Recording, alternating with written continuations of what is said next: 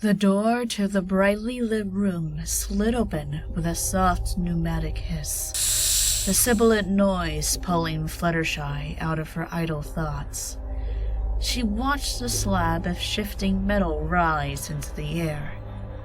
Out of the yawning mouth strode a thin stallion of brown and gray, a clipboard and pen floating in the air before him. She shied away from the newcomer, watching him with one eye as she did her best to hide behind her pink mane. When Fluttershy moved to stand up, the stallion gestured for her to remain still. Please, stay where you are. There's no need for you to get up. She averted her gaze. Oh, okay. So, how are you feeling today?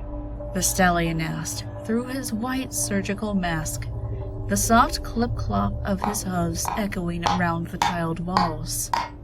His lab coat was a perfect match to the room, cold, clinical, and painfully white. The bulbs strung along the ceiling banished every shadow with harsh chemical light, making the pristine fabric positively glow under the ceaseless glare. Do you feel any different? I'm fine. She whispered as she pawed at the floor with one of her hooves, looking everywhere but at the strange stallion. The room was imposing in its simplicity.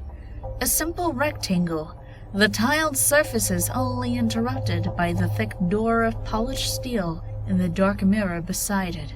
Catching sight of her reflection, Fluttershy squeaked again and quickly did her best to fix her mane, her hoof having little effect on the loose strands of hair.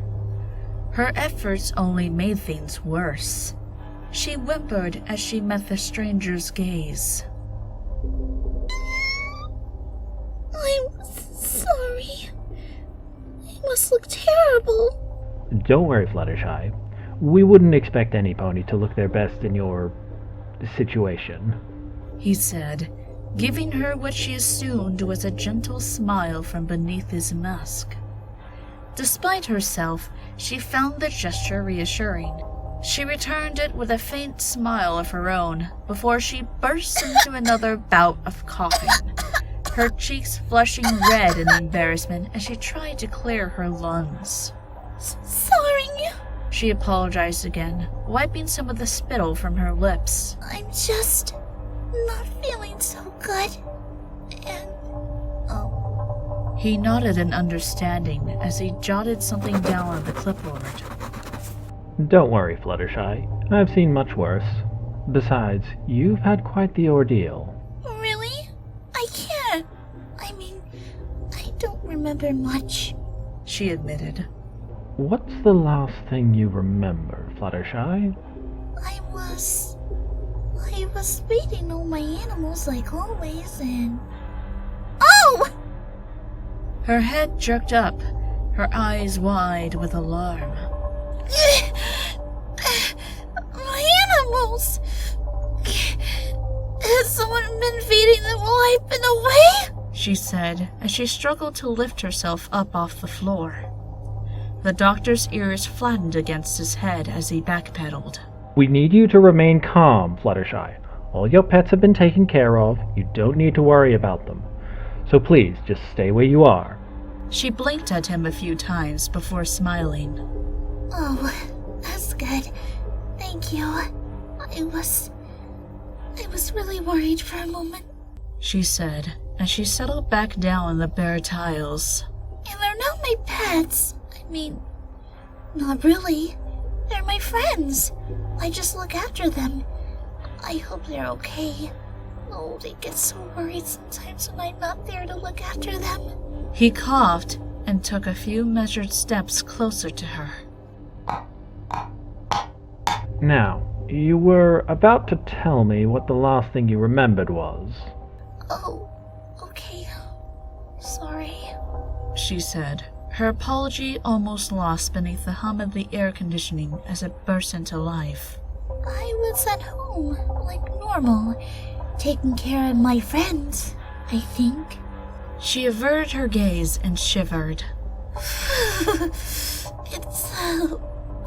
Sorry, but my memories are all fuzzy.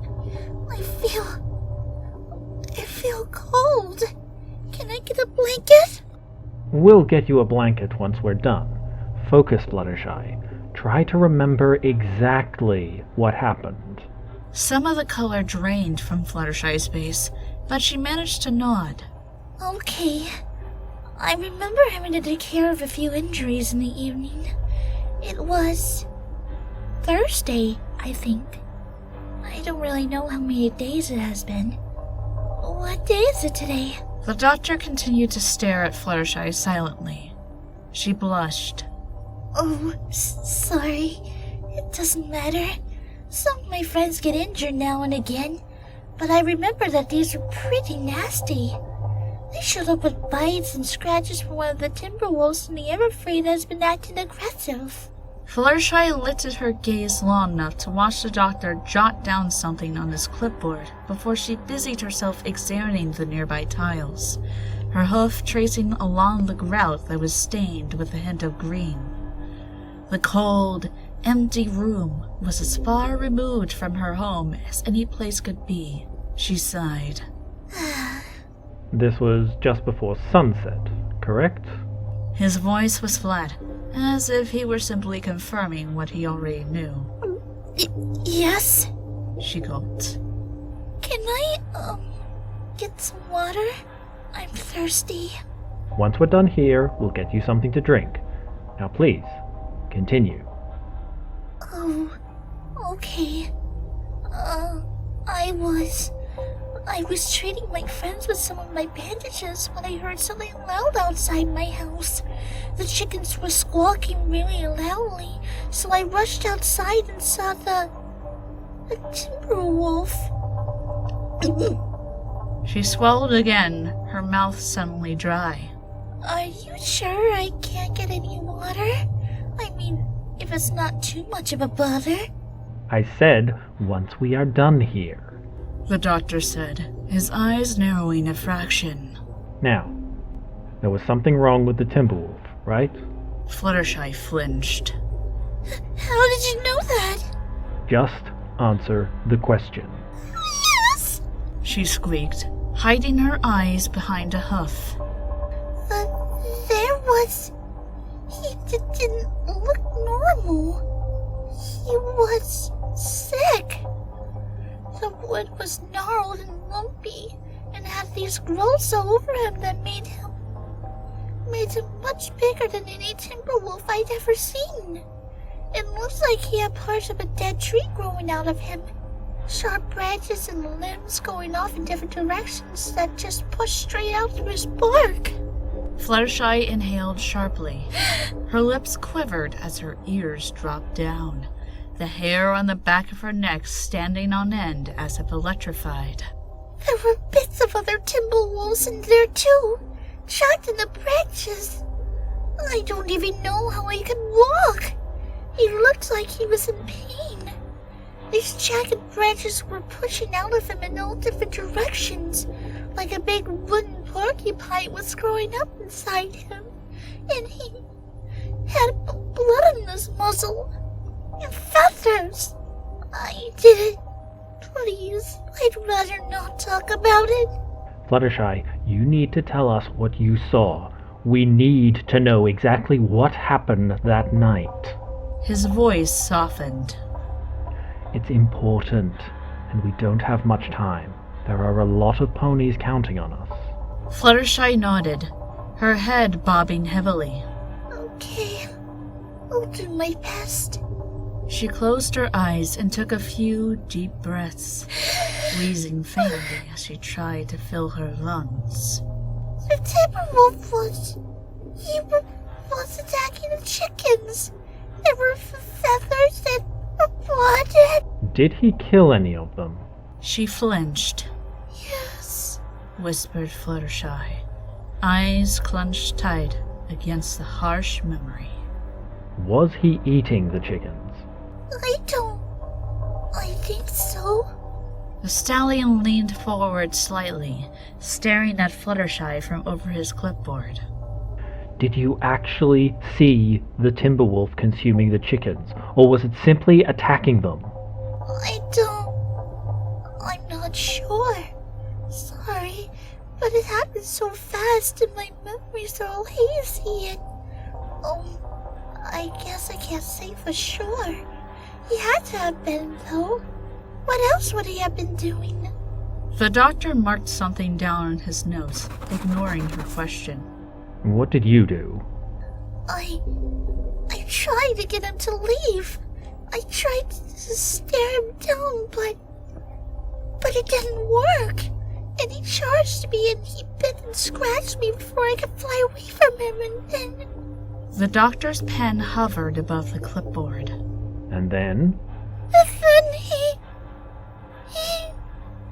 killed the rest of the chickens! Her howl echoed around the room, her whole body racked with her violent sobs. She slammed a hoof down against a tile. I should have seen them, but I was too scared and weak, and I couldn't, and I just watched you them all! The doctor tapped his pen against the clipboard urgently, the steady click like a metronome underscoring Fluttershy's muffled cries. What happened next? Deep down, the part of Fluttershy that had found comfort in Iron Will's lessons wanted to shout at the stallion, to scream at his uncaring tone, to berate him for showing no concern for those animals that had been murdered right in front of her. Instead, she glanced back down at the floor, sniffling and wiping her tears away. Then I went back inside and shut all the doors. Did the Timberwolf try to get in after the initial attack? He scratched the doors all night. I don't know when he stopped, though. I couldn't get any sleep. I wasn't feeling well, and after what I had seen, I didn't want to go to bed. Plus, I had to take care of all my friends to keep them calm. But by morning, he was gone. He paused in his note-taking. You weren't feeling well.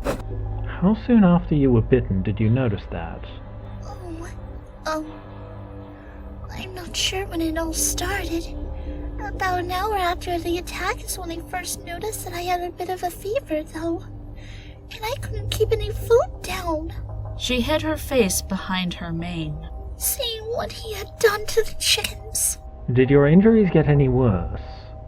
My injuries? Fluttershy looked herself over. Well, they hurt, but you can see they're fine now. She lifted her left foreleg to display the frayed bandage that clung to her yellow coat, the grimy ends barely attached anymore. See? The doctor glanced between the preferred arm and Fluttershy's face expectantly. Fluttershy blushed but remained silent. The silence stretched on until he grunted to himself and nodded as if confirming something. His pen resumed its furious scribbling. Did you seek help? Oh, yes! She said with a quick nod. As soon as the sun came up, I called for Applejack to come over and help me. At the time, I was, not feeling as well as I am now, and I was worried she might not want to get involved, due to her past experiences with Timberwolves. Sure, she was pretty nervous at first, but she was so happy once I brought her into my home and showed her how much help all my friends donated. She's a good friend and a great pony, and she really helped me when I needed it most. The doctor flipped through a few sheets of paper on his clipboard, his eyes scanning from side to side as he read something there. Fluttershy rubbed her back with her hoof, trying to work some sensation into a particularly cold patch of numbness as she politely waited for the doctor to continue. Ah, okay. He said, correcting something on the paperwork. Applejack was the Earth Pony mare, the first pony you came into contact with after the attack. Fluttershy frowned. She's not in any trouble, is she? All she did was help me. I don't think that's a crime. I don't want her getting into any trouble for something I did. The doctor let the pages fall flat as he looked over them to stare at Fluttershy, his jaw working silently as if chewing on a stalk of wheat. Do you remember what happened to Applejack? She helped me. What happened to her after she helped you? I don't understand. She helped me. And after she helped you, what happened to her? Where did she go? But she helped me. That's what she did. I didn't need her help, and she helped me. Did she do something wrong? Did something happen to her? Oh no. Oh, please, no!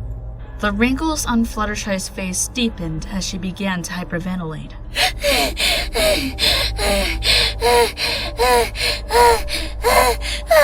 Unable to stand, she pulled herself forward with a jagged scraping noise instead.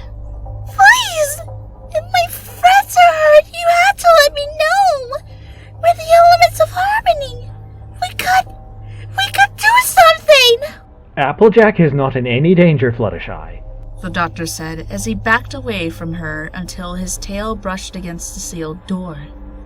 He froze still, his eyes opening wide for a fleeting moment before he narrowed them, puffing himself up and injecting as much authority into his voice as he could. Now, I told you before, stop trying to move. You must remain where you are. All your friends are fine, and there is no reason for you to come any closer. You just need to focus on telling us what happened. She hesitated. Are you sure? Could you check again? I'd really appreciate the help. I mean, if it's no trouble. I promise they're fine. Now remain where you are, Fluttershy, or I'll leave you alone again. Fluttershy gasped. Please, no! I don't want to be alone again. I'll stay still. She glanced back down at her hoof, timidity mixing with doubt. She let herself lay back down on the tiles, trying to find a comfortable way to rest her bulk. Sorry. I'm just worried about my friends. I need their help. Only once Fluttershy had laid back down did the doctor take a step away from the door. I understand, he said stiffly, sparing another glance behind him at the dark mirror before clearing his lungs. So, after you contacted Applejack and brought her into your house, what happened? Fluttershy rubbed her chin, wiping up some of the tears and spittle that had dried there. She blushed. I'm sorry, but it's all so hazy. Could you help me? I'm really cold and tired. If I could take a nap, I'm sure I'll be able to remember. You can sleep in a few minutes, Fluttershy. Now, do you recall getting another pony to, help you? A Pegasus by the name of... He checked his notes. Rainbow Dash. Oh, yes, I remember now, Fluttershy said, as her friend's smiling visage filled her thoughts. After Applejack helped me, I saw Rainbow Dash outside and asked her if she could help me too.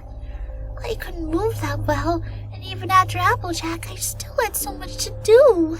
She frowned. Rainbow was really worried too, though. I think all my friends were just nervous about the scratches I received, but they were still happy to help in the end. So happy.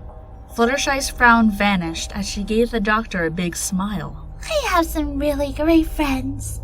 The doctor didn't respond, which seemed a bit rude to Fluttershy. Still, she remained silent as he took a few steps to his side to look at the rest of her body. Now, do you still feel any pain? Do you feel sick at all? Headaches?